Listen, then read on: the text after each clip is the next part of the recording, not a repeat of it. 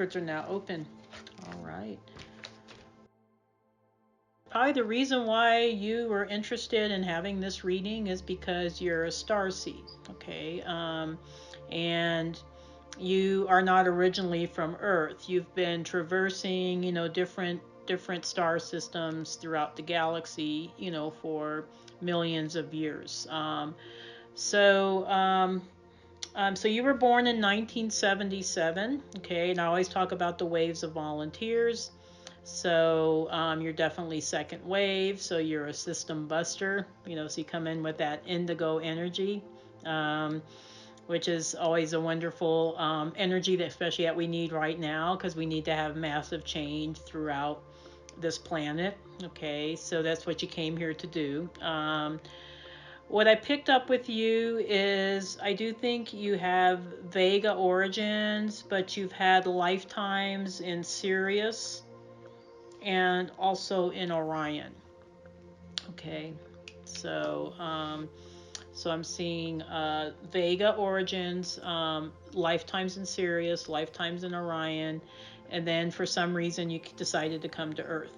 Okay. Now, what I picked up about you, as it came like almost immediately, is that you were always in some sort of leadership position. Okay, so even like and back in your Vega incarnations, where you looked kind of different. Okay, you were very, very tall and you had blue skin. So kind of what happened with the Elohim was when they were creating, the physical reality in our galaxy, they created two human races. They created the white Father God consciousness Lyran people, and then they created the Mother Goddess consciousness blue Vega people.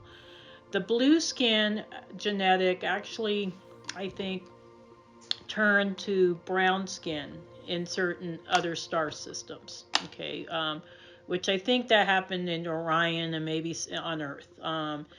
The Sirians more had like a light blue skin tone. Okay, so when you were in Sirius, you had light blue skin, but then when you had your incarnations in Orion, because Orion was, I think, lower dimensional, the skin tone went from blue to dark, okay, or brown.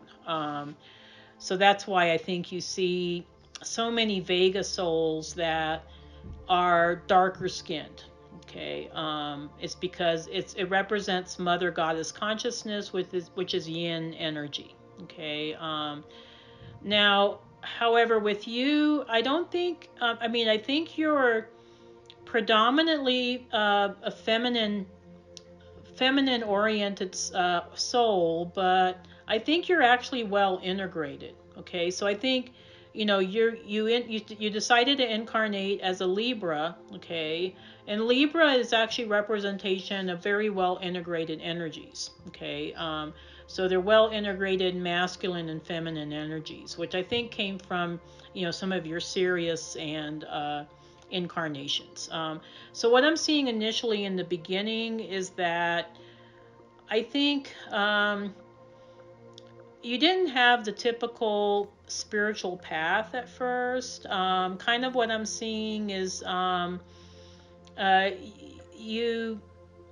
think you were always somebody that was very, interestingly enough, even though this sounds kind of counterproductive to the Libra personality, I think you were somebody that always made decisions. You were always very fair. You always kind of saw both sides of a situation. So because of that, you got elevated in Vega to leadership positions.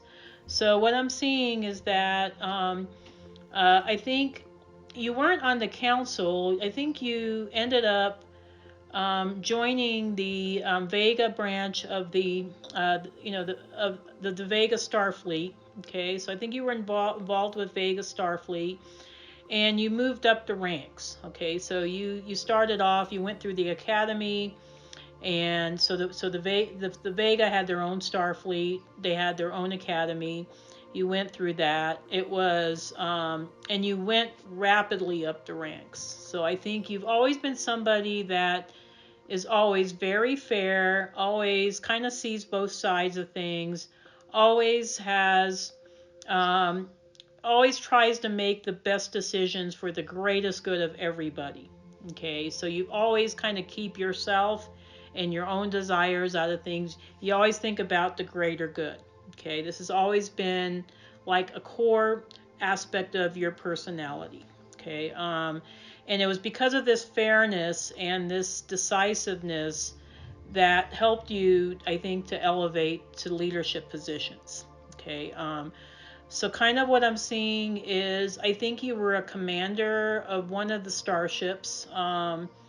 So you moved up pretty fast, I think. And during this time, I think the Vega people were starting to explore. They were a little bit more advanced than their Lyran neighbors. So most of the Lyrans at the time that were the white Lyrans were still doing farming. You know, they were still kind of living very simple lives.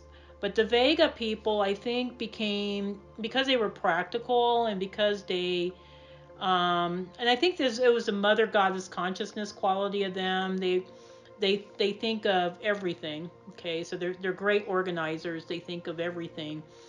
They developed their technology quite a bit faster. Okay, so kind of what I'm seeing is you took quite a few trips to outlier star systems.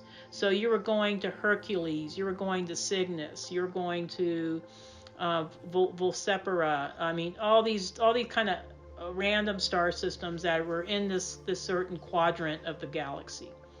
Okay, and so kind of what I'm seeing is I think you were always, I think, involved with technology, always involved with science, always involved with higher learning, okay, and with leadership positions, okay.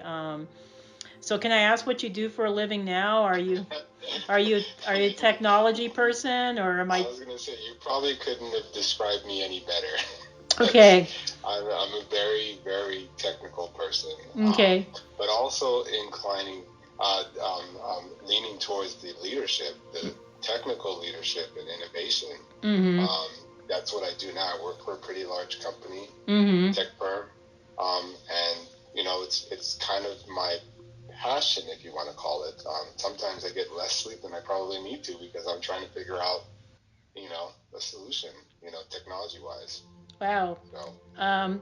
You need to meet my stepdaughter because she's Sirian, but so you guys have that in common. But her path is very similar to yours. I just did her reading the other day, and she was totally unawakened. I think she's awakened now, but she was like, she's my business coach, so she was like, well, let me do one of these readings, and it's kind of like you and her on a very similar path that you came here to advance humanity.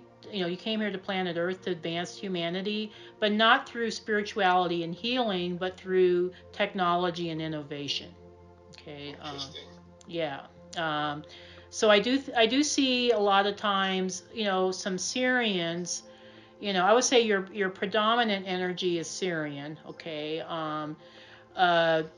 Some Sirians that are not healers at all, but they're quite technical, and they're like, you know what? We have a lot of healers on the planet. We need some people to come up with some new systems because this planet has some really messed up systems right now. Okay. Yeah. And I think that's what's confusing me because I am very technical, but then I feel like there's a part of me that is asking a question around, I understand spirituality. Why can't I do some of those things that, that I see are naturally interests of mine? Oh yeah, absolutely. Yeah. I think you are a well integrated soul. So I think maybe part of your mission might be to integrate spirituality in with the technology. You know what I'm saying? Because Syrians were predominantly mother goddess consciousness people. They were highly spiritual, okay? But they had the capacity to balance the technology with the spirituality, which is something that we haven't been able to do here on Earth really well, at least not until now, okay? Not until we get the second wave volunteers to bust down the old bad systems and put in some new systems, so and I do think as far as the future of humanity on this planet, I do think there has to be a balance, so I don't think that that science and technology and spirituality are two separate things anymore.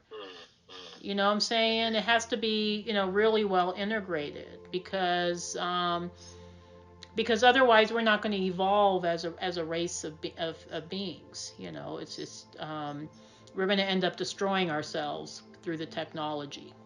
Okay, so there has to be that balance. So I think there was a reason why you were born a Libra, because that's like your mantra is, this balance between, masculine and feminine energies. Okay. Yeah. Yeah. But my other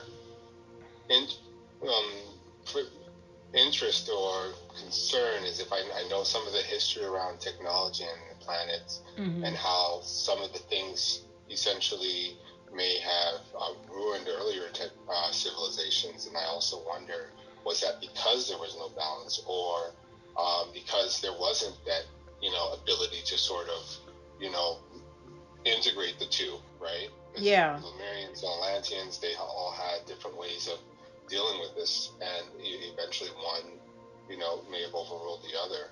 Right. Yeah, I think that was exactly the reason. I think the Atlanteans got so focused on the technology, they abandoned their spirituality, and so they were starting to do. I think they were starting to violate some universal laws, and that's what led to their downfall.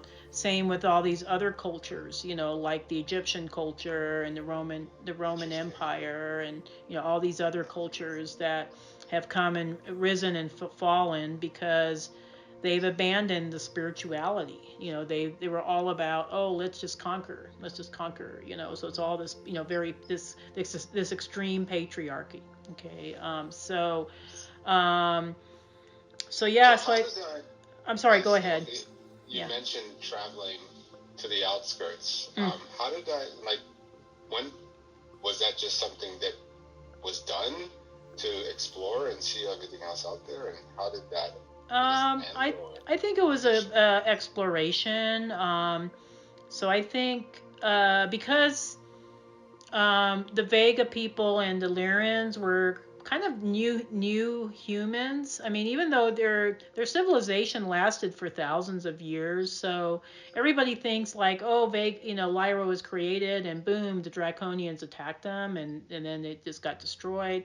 They actually existed for thousands of years, so I think they had plenty of time to develop their civilization. So I think they were exploring. I think they were trying to find out what was out there. And because they explored, I think that's what saved them, honestly.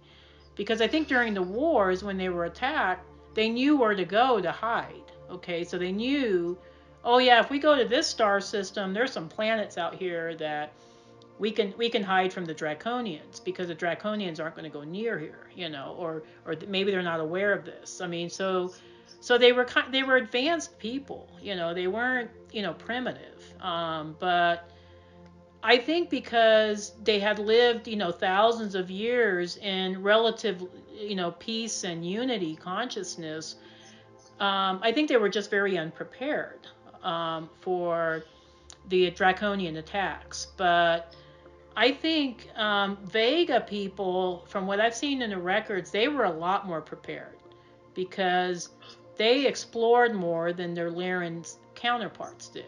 Okay, so they had weaponry on their systems. What the Vega people, even though they had better starships, they had better weapons, they weren't a match for the Draconians. I mean, the Draconian starships were massive. I mean, they had larger numbers of starships. So even the Vega people had to cut their losses. They couldn't. They knew they weren't going to beat them in a battle. So then their big focus, went into, let's try to evacuate as many people as we could and head over to Sirius and Orion. Okay. And so kind of what I'm seeing is, I think you were a commander of a ship. So you had a very, I think, highly responsible position. And I think the reason why, like I mentioned before, you moved up the ranks so fast was because you do have this very expansive viewpoint. I think you always kind of see the full picture. You're able to make decisions. And sometimes I think you see the full picture so much, it's like, you're like, well, I want to make the right decision. I want to make the decision that's going to be right for most of the people, not for some of the people. So sometimes it took you a while, but I think it was like you're able to see the bigger picture, and so you have this leadership quality is, I can foresee. So you're a visionary, okay? So I can foresee where we need to go from here. Okay, so you've always been this visionary, and you've always been able to, I think you're a great troubleshooter. So I think you're somebody that when there's issues, when there's problems, you're able to think very quickly of solutions. Okay, I don't know if you do this a lot in your work right now, but it's actually something that I know that I've always had and I've always done. Yeah. But just lately, I've noticed that I'm better at it every day. Like, I keep getting better at it. Right. So even just you saying it, it's just like, it blows my mind, because it's like, yeah, duh, that's what I do, but interesting. Yeah. So are you a programmer or systems analyst? What do you do? Well, no, I have a very tech background, and I'm more on the frontline sales, technical sales. I have a very technical background, but I do a lot of sales. I'm probably more technical than sales, but I use my conversation skills to help a customer see what the solution is and why it matters. Right. A good example is, rather than focusing on the tires of the car, I look at the whole car, how fast it goes, where it's going. Oh, and by the way, you can get really good tires with it, versus just focusing on the tires. Right, gotcha. So that's why I know what, I get obsessed about the whole car. Yeah, gotcha. Okay. So. Yeah, because I see that you look at all systems. I mean, I think this is like natural for you. I mean, I think it's like you compartmentalize, but you compartmentalize in the sense where it's integrative, so it's like you're seeing like the fuller picture. I mean, I don't know why the records keep showing me this, but it's just like you're just like seeing the full picture, and this is why I think you went as far as you did, in your lifetimes, where you got involved with these really big galactic projects, and you're making these massively big decisions, because you had that capacity more so than maybe some other people. But during the wars, what I do see is, I think you were one of the ones that decided that, you know what, we're not going to be able to beat them, so we're going to have to work around them. So you're talking about the Draconians. You're like, we're not going to be able to beat these guys, okay? There's no way we can go, I mean, because they're just going to blast us, okay? So we're going to have to work smarter, not harder, So I think this is kind of like your mantra for a lot of the ways you solve problems is, let's just work around. Let's find another solution. Let's work smarter. Let's just try to save ourselves. Let's just try to save. Let's save as many people as we can. Let's get them off this star system. Let's get them over to Sirius. So you were organizing, these massive evacuation processes on on Vega. And then I think you were so compassionate, you thought, you know what? Some of these Lyrans, they're being left behind. Let's go evacuate some of the Lyrans and some of the other star systems. So you were picking up people from Bila and some of them ones from Avion and Bila and some of the other planets that weren't even part of Vega. I think you were just kind of thinking, hey, um, we need to think about our neighbors too. So this is why Sirius has both Vega and Lyran people. So because I think some of the smaller planets in Lyra, they didn't have the capacity to evacuate their people. So I think the Vega people helped them out. So this is why you ended up having this mixture of people in Sirius.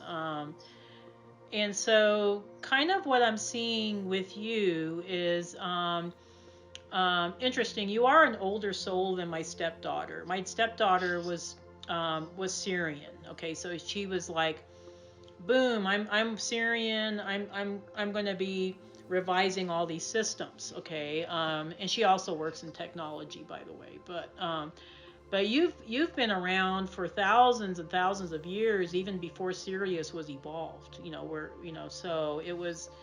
So you already came in very experienced. When by the time you got your people to Sirius. Okay, so we were talking about like a fleet of ships. Okay, and kind of what I'm seeing with you is that I think initially on Sirius it was all hands on deck. Okay, so it's like everybody. The big focus on Sirius, at least initially in the beginning, was colonization and expansion of technology, because they knew they couldn't go through another attack. They couldn't go through another draconian attack, not with the level of technology that they currently had.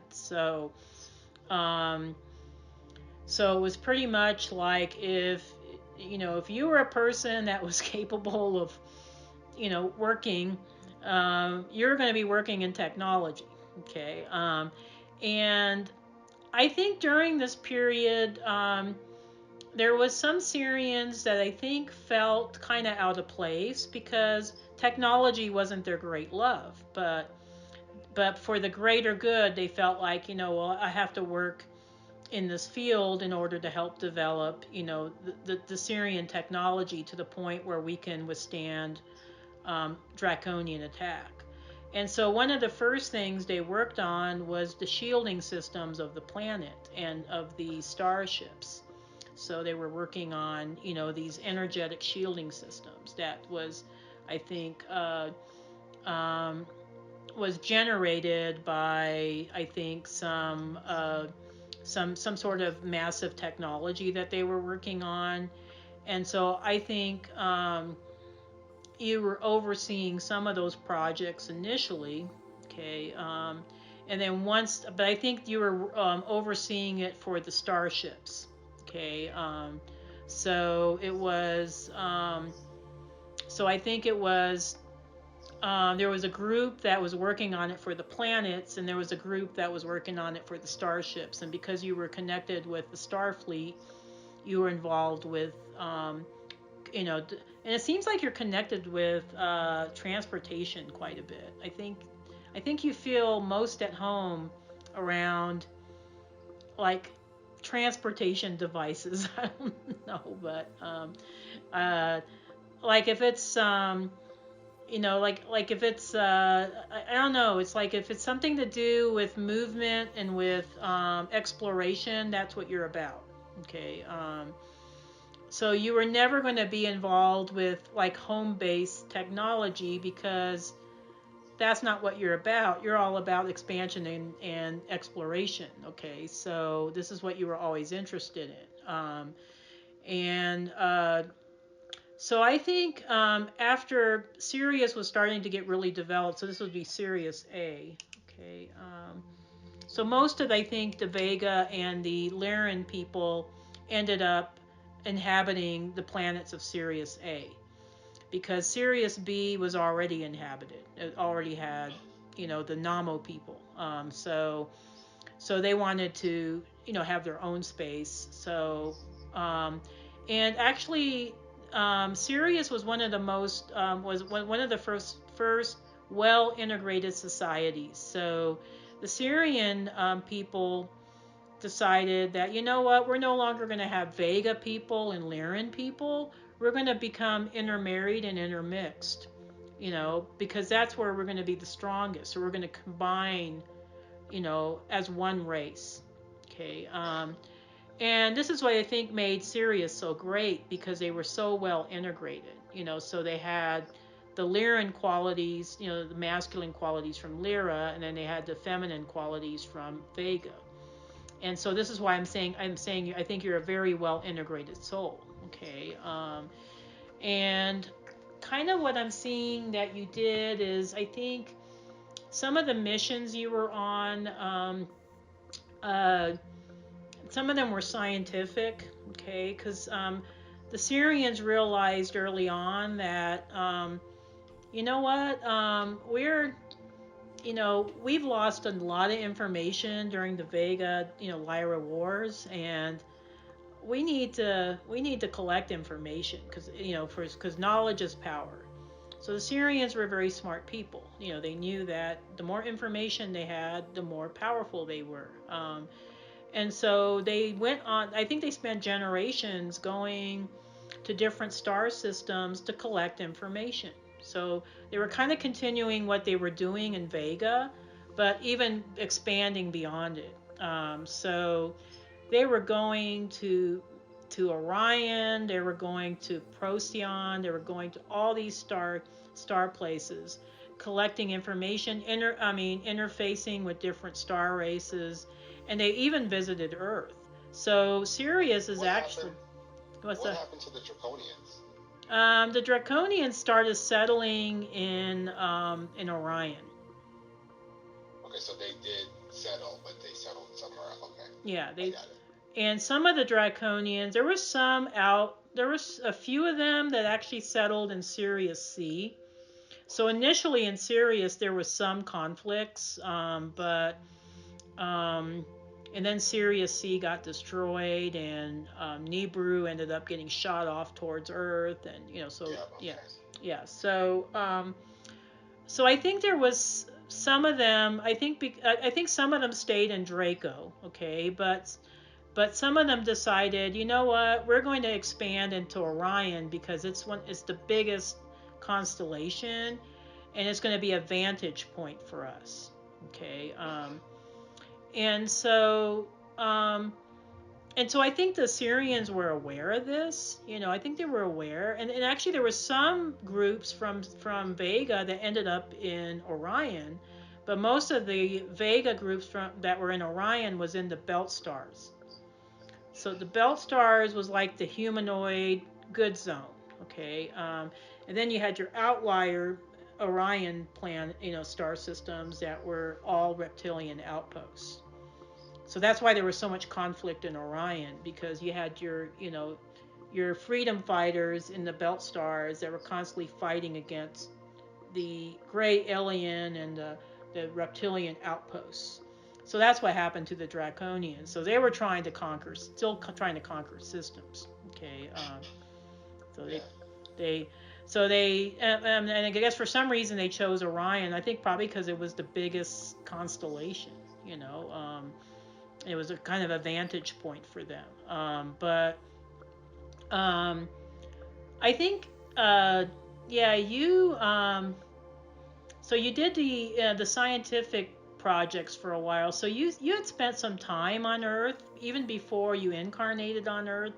So even before you incarnated on Earth, you were very familiar with Earth. You had gone there on certain missions, and you were kind of like, oh, this is an interesting little planet here. It's kind of a weird little planet. And Sirius is actually very close to Earth, so Sirius is only 8 light years away from Earth. So I think the Sirians were visiting Earth a lot, but so they kind of saw Earth like their little sister or their little project. Because it was just this beautiful little planet. But But I think some of the Sirius C people that came from Nibiru were kind of, I think, they kind of took over Earth. So this was what we call the Anunnaki. So the Anunnaki took over Earth, and they started manipulating, with the indigenous human genetics, trying to dumb down the genetics, um, which they did, and it was a disaster. So they reached out to Was the. I'm sorry. Go was ahead. it that they were so just so you're aware, I watched almost every single one of your sessions that you have available, so I'm very familiar with it. The story, yeah, gotcha. The story, yeah. So but there's little things that I'm also picking up. For example, I wouldn't have assumed that it would have been a dumbing down. Why would it have been a dumbing down versus a adjustment for what they need? I don't know. My understanding with the Anunnaki is I think they were looking for workers to mine gold. That's right. That's right. Okay, that explains it. They wanted subservient options. Okay. Yeah, so they dismantled 10 of the 12 strands of DNA that humans originally had, which was really disastrous. I mean, because then Earth humans couldn't ascend anymore. I mean, it was really disastrous. So I think you were involved with some scientific projects where they were sending Sirians from Sirius A, scientists, to help repair some of the genetics. Really? Mm-hmm. And I think you were kind of overseeing some of those projects. So I think the Anunnaki knew that they made some big mistakes, and they were like, hey, you guys are genetic engineers, can you help us out? I mean, Syrians were super smart. They were smart. I mean, they were, they understood physical reality really well. They understood how the human, how physicality works. That's why they were masters of physical healing. So I think there was some scientists that were sent from Sirius to try to repair the human genetics. And so this is why there's so many of us here on Earth. Almost all of us, I would say almost all of us have Sirian genetics as Earth humans. Okay, all of us, because they were trying to insert their own DNA to help strengthen the Earth human genome. So it's about the genome. Mm-hmm.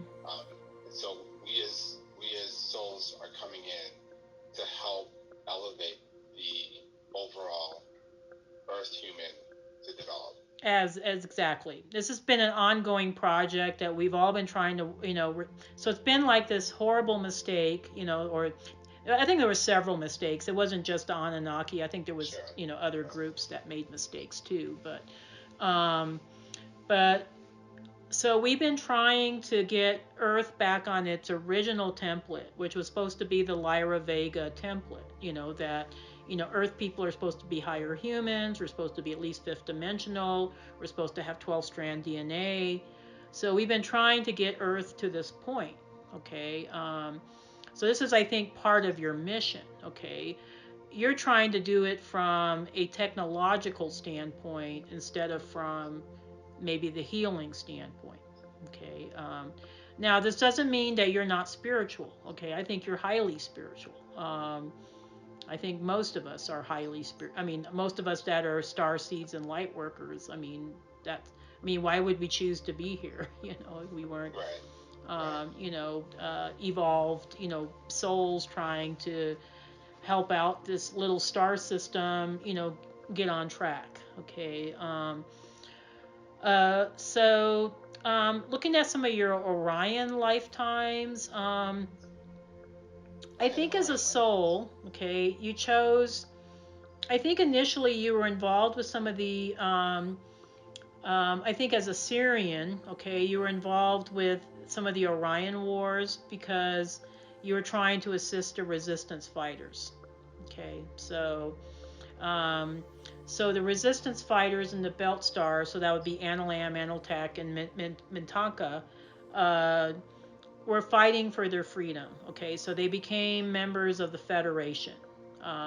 Because you were also part of the Federation, you were part of the Sirian branch, you were assisting them. Okay, at some point, I'm not sure why, but I think as a soul, I think you wanted to experience what it was like to be in duality consciousness. It was almost like you were preparing yourself for the biggest mission you were going to take on, which was going to be planet Earth, because you knew planet Earth was duality consciousness. So I'm seeing incarnations in Mintanka, which is one of the belt stars. Okay. And I think a lot of your ingenuity and your, I think, troubleshooting abilities not only came from Sirius, but also during your Orion lives. Because in Orion, they were lower dimensional. They didn't have access to all the resources that we had in Sirius, or, you know, that we used to have in Sirius. Um, so kind of what I'm seeing is, I think a big part of your mission in Orion, you know, was to help the Orion people to evolve to a higher evolution through technology. So you were like teaching them technology, or you were helping them to set up more sophisticated systems, to help them achieve unity consciousness. Okay. And so this is what I think you did for a few lifetimes in Orion.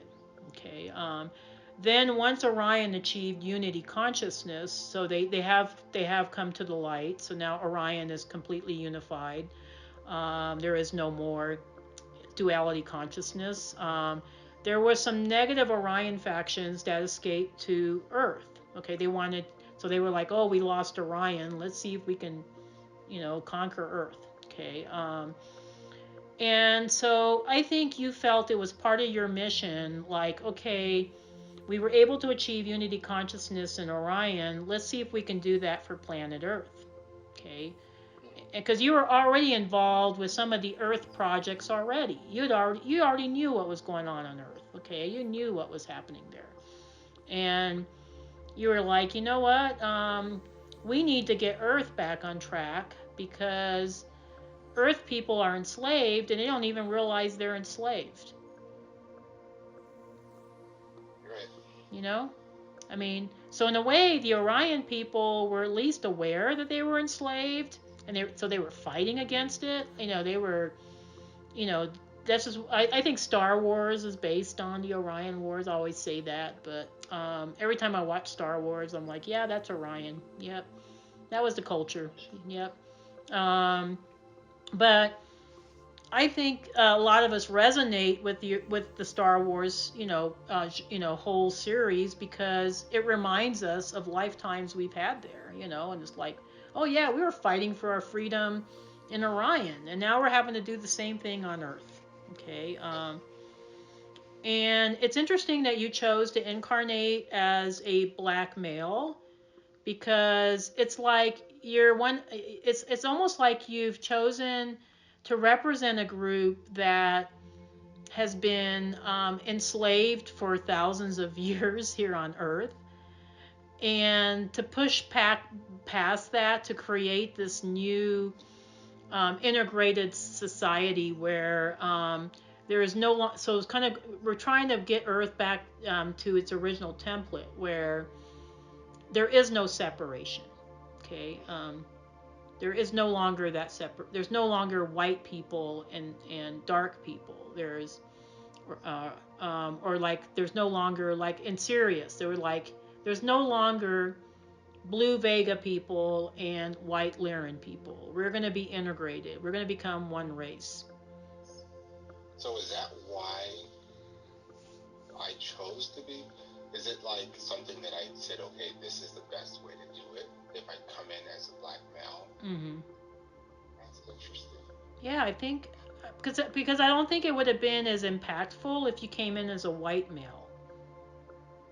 You know what I'm saying? Yeah, I think. I know what you're saying. Yeah, I mean, I know that sounds kind of strange, but no, you don't. No, yeah, you don't. I feel it. I know it. It's not a surprise to me. I think it's very, very spot on. Yeah, because I think it's more impactful because what we're trying to do right now is integrate more divine feminine concepts into our its civilization, and so you had to come in as a representative of divine feminine consciousness. Okay. Even though you have a very you have a very analytical mind, don't get me wrong. I mean, you're not woo woo, I think you're very analytical, okay? But you came in as a representative of divine feminine consciousness. I got you. Okay.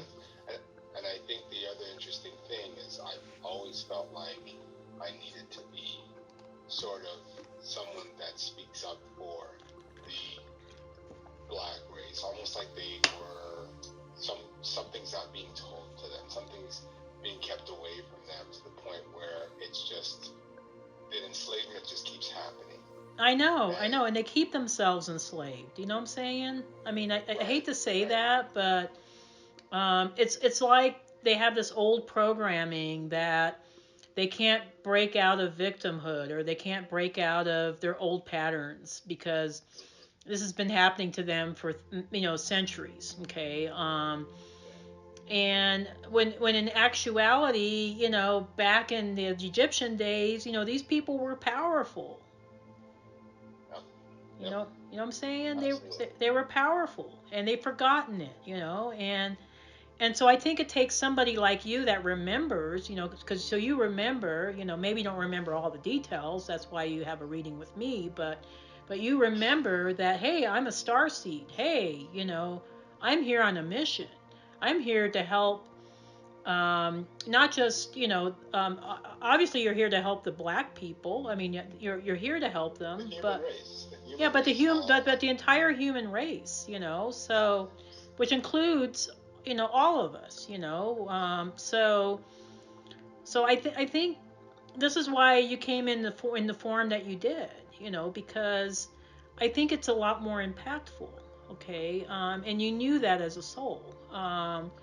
Because otherwise, if you came in as, like, say, a white woman, it's like, well, I mean, I'm a white woman, but, I guess it's okay for me because I'm a galactic historian. Maybe people will listen to me, but for you, I think for the kind of mission that you were on, you had to represent a race that really needs to break out of their own self-imposed enslavement. Agreed. Okay. And so I think you came here to represent the fifth dimensional human. Okay. That, and I think all of us are doing that to a certain extent, but I think for you, that's like even more key. Like, hey, this is what a self-actualized human looks like. This is what we're moving towards. Okay. So there's no longer victimhood. There's no longer, poor me. I mean, we all got to move beyond that. I mean, all of us, not just the Black people, but also all of us. I mean, all of us, women, everybody. So. So you came here, I think, to represent the integrated divine masculine feminine. Okay. Which sounds like a big deal, but I think to an extent, I think it's what you've been doing for many lifetimes. So you did it in Orion. So in Orion, I think in Orion you were helping them more with technology, but also with spirituality, because the Orion people were kind of behind. Now, fortunately, you were in Mintanka, so Mintanka was very community oriented. Okay, very family and community oriented. So I think that's what made Mintanka a little bit more higher vibrational than maybe some of the other Orion systems, because Mintanka, and then they had this connection with Arcturus. So so I think there was a intergalactic highway that started in Arcturus, kind of went through Mintanka and connected with Orion Nebula, which was where the Orion Light Councils were located. Okay. And so I think you were involved with that for a while. Okay, this integration. Okay, bringing in those higher frequencies. So we had to bring in the higher frequencies, not just from Orion Nebula, but also from Arcturus, in order to help balance out the energies in Orion for it to become unified.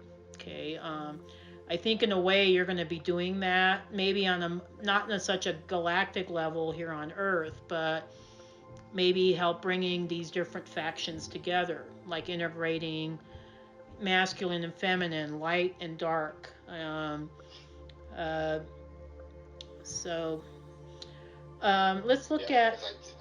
I do find myself doing a lot where I'm working with different groups. So some of the things that I do now is around diversity and inclusion. Right? Yeah. I run a lot of programs around diversity and inclusion because of the need for people to see things from each other's point of view. Yeah, exactly. You know? Yeah. So I do have a passion about that, and yeah, you're right on. Okay. So you knew, I think, taking on the Earth Ascension project, that it was going to be a multi-lifetime project. Okay, so and being Sirian, you're an excellent match for human genetics because, like I said before, most of us carry Sirian DNA. Okay, and so I'm kind of seeing with you. I see Lemuria, Atlantis, Egypt. I mean, maybe several lives in Egypt. Okay. And then I'm seeing Africa, Middle East, Mediterranean areas, and so I'm seeing a lifetime in Rome. Interestingly enough. And that was an interesting life. Wow, let me take a look at that. It's like, wow, what were you doing in Rome? And you weren't Roman. You were African, but you were in Rome. But you were actually, I think you went there as an emissary from Africa. Okay, and I think you were interfacing with the Romans regarding, I think. And I think the Romans never really conquered sub-Sahara Africa. Okay, they conquered North Africa. Okay, but they never really conquered sub-Saharan Africa. Okay, because I think part of what you were doing was establishing your sovereignty, or the sovereignty of your people. Interesting. Yeah. And I don't know why they never really moved into, because when I see like the map of the Roman Empire, you see, I mean, they took over a lot of different areas, but you don't see sub-Saharan Africa. Okay.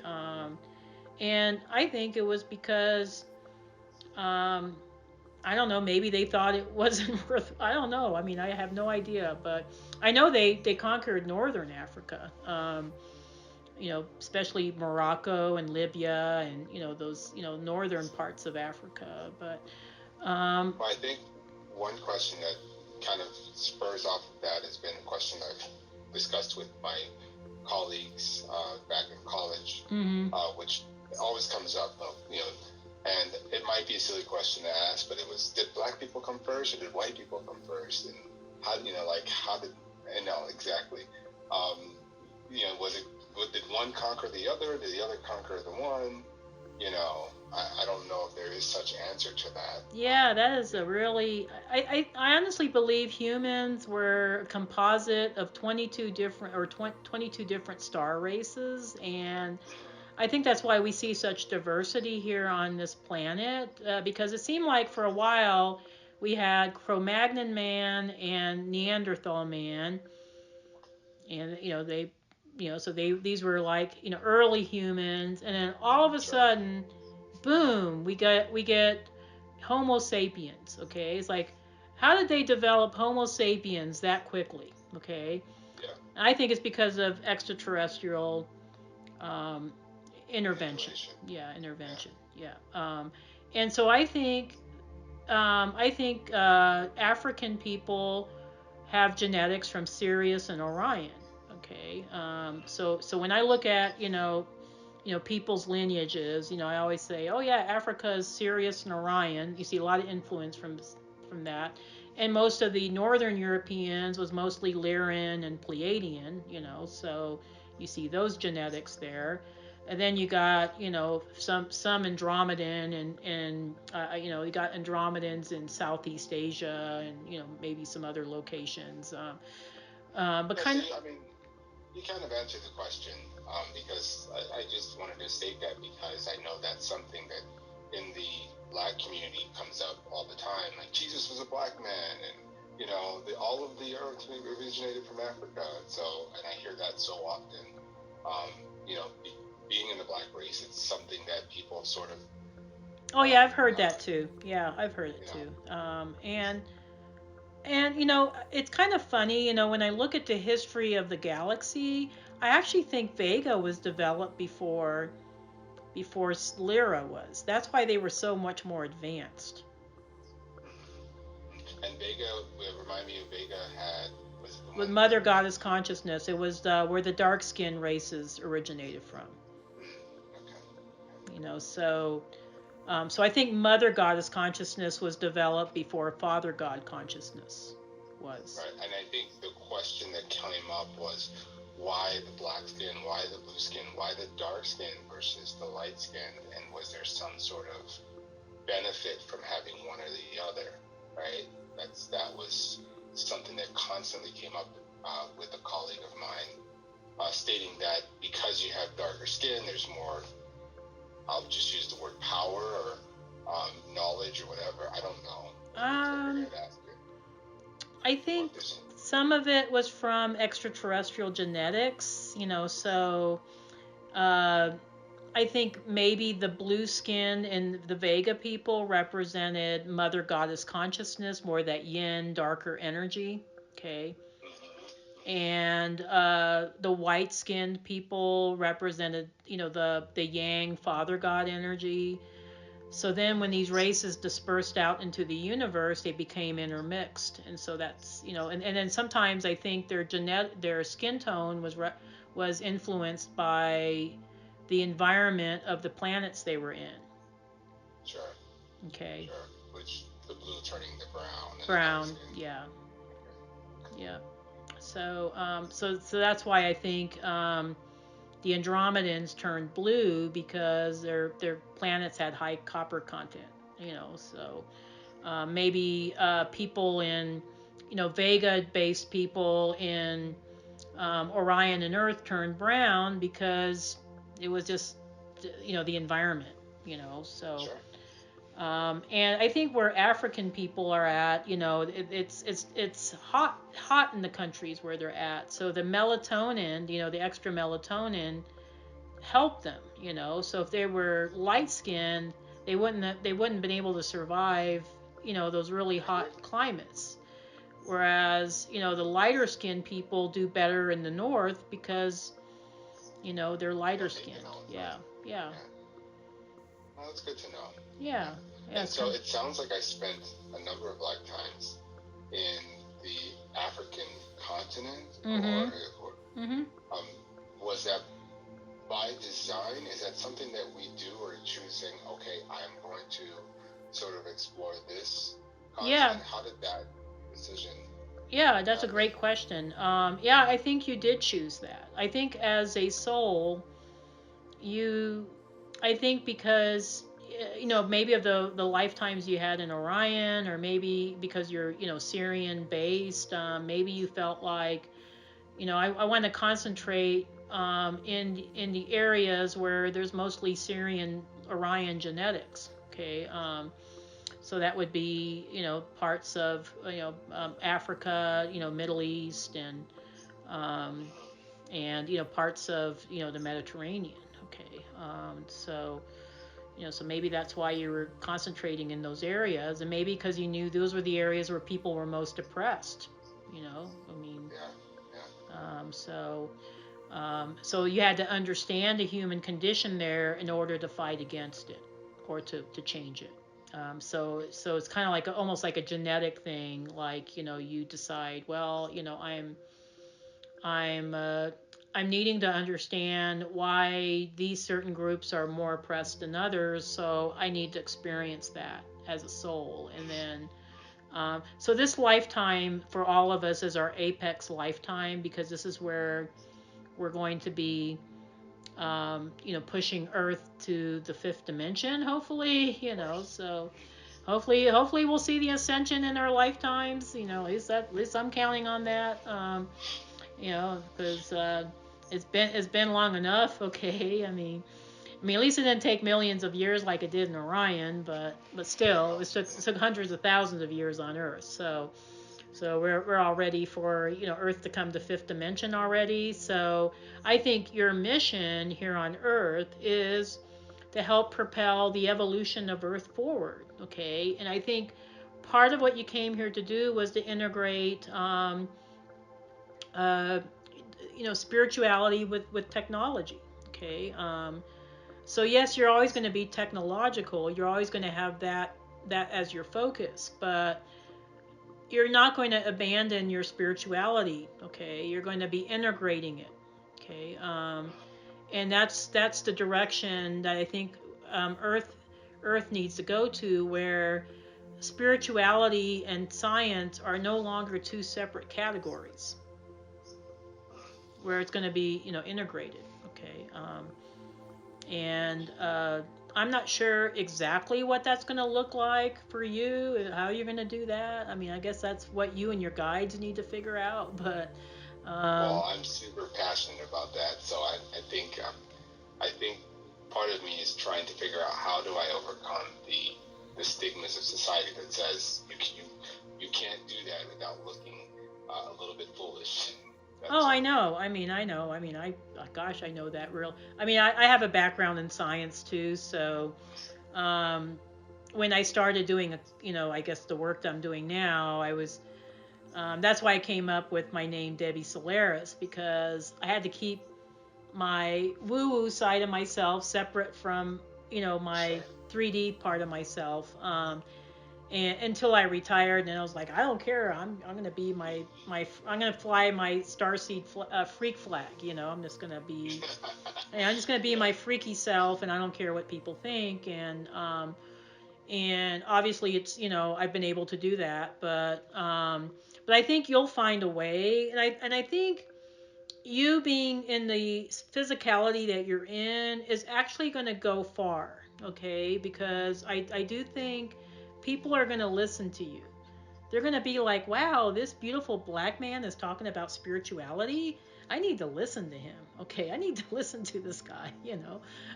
He's making sense. It's like he's talking about stuff and it's woo woo, but it's making sense. And it's like you're going to be planting seeds in these people you're going to be working with. And then I think as Earth starts to evolve, because it's in a constant evolution even now.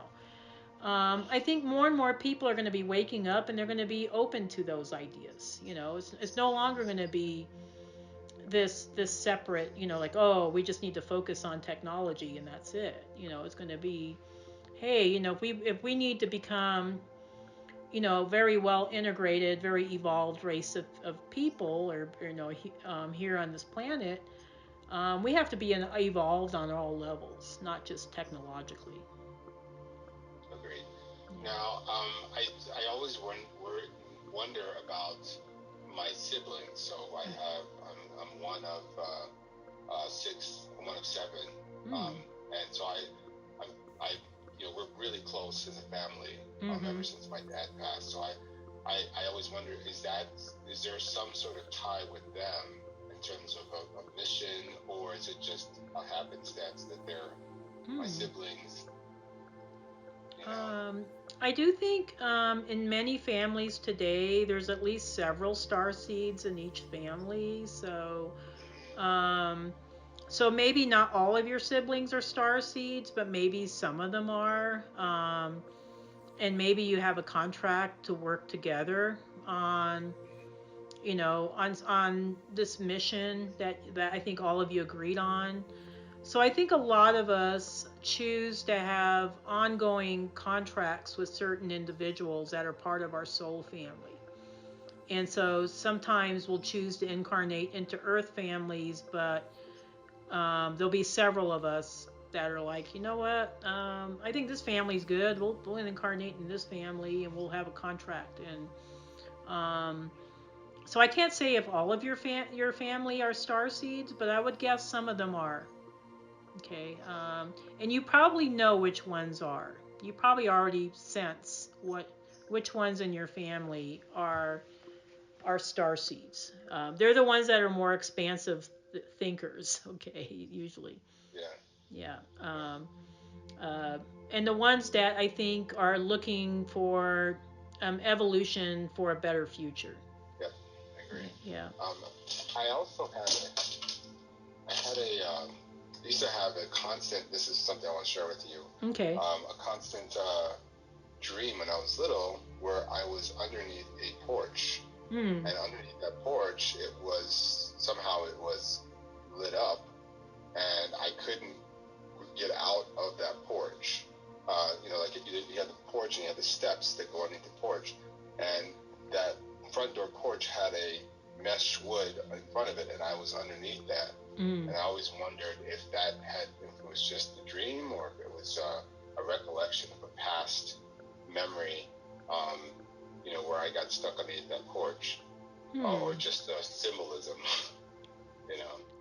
I think it represents you trying to shine your light, but feeling maybe a little bit obstructed from doing so right now.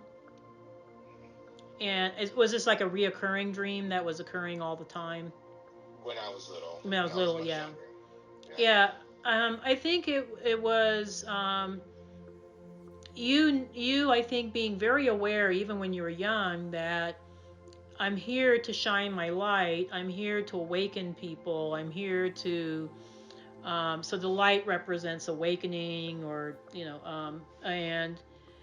but I think because of some of the experiences you've had in your past lives on Earth, that you knew it was going to be difficult. And so you knew there was going to be a lot of restrictions. There was going to be obstacles that are going to keep you from shining your light.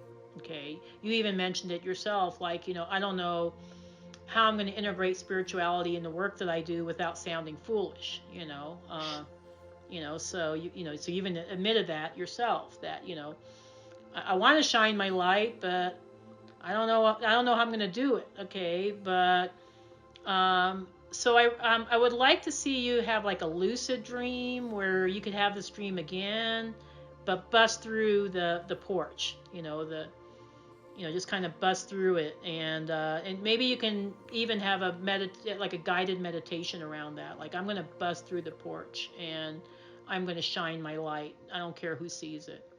And then most interesting life, I guess I should ask you that. I'm always curious. What would you say was the most interesting life? On Earth or on off-world? Let's do Earth. On Earth. Let's do Earth, yeah. Let me check. Actually, the Roman one was fairly interesting, but I think the most interesting one you had was in Egypt. I think that was super interesting. Because I'm seeing, let me see what happened in Egypt.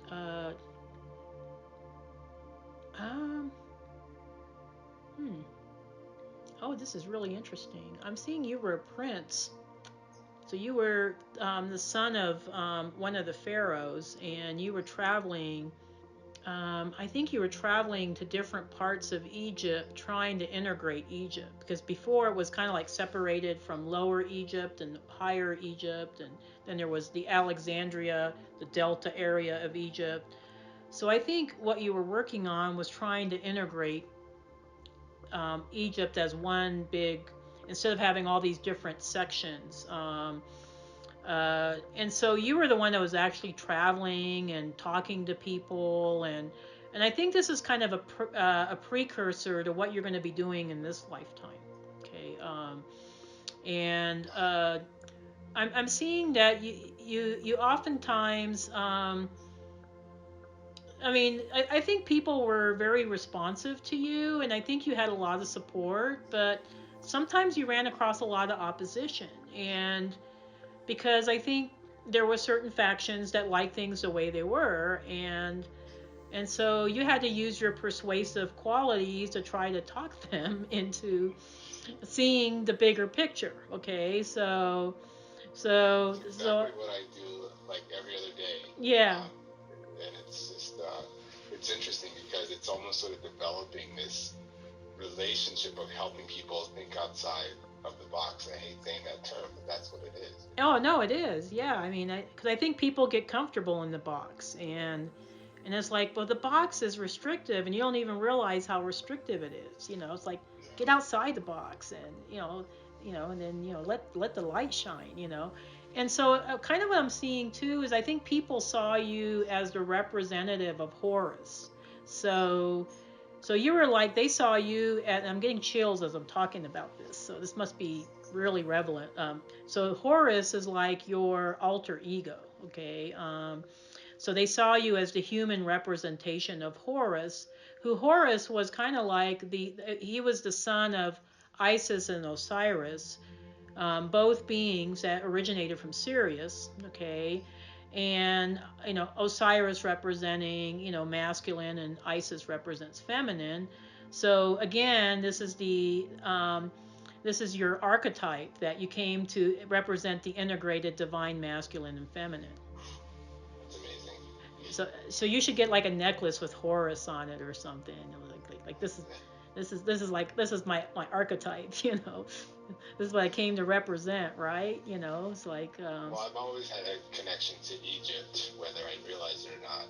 I have a fascination for it, so maybe that's part of it too. Yeah, exactly.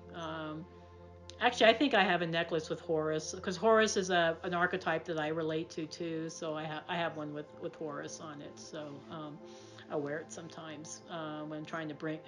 And I've had visions with Horus as well. So, but yeah, I do see that as that is like a big archetype for you, is that Horus archetype. So so you might want to look into it, after we're done with this reading. Speaking of being done, we are at the end of our time. So unfortunately, this was a really fascinating reading, by the way. So thank you for. Thank you. Yeah, for trusting in me to go through all this with you. But anyway, I'm going to do a closing prayer, and then we'll kind of wrap things up. Okay. I would like to thank the masters, teachers, and loved ones for their love and compassion. I would like to thank the lords of the Akashic records for their point of view, and I would like to thank the Holy Spirit of Light for all knowledge and healing. The records are now closed, amen. The records are now closed, amen. The records are now closed, amen. Your energy goes with you, and my energy stays with me.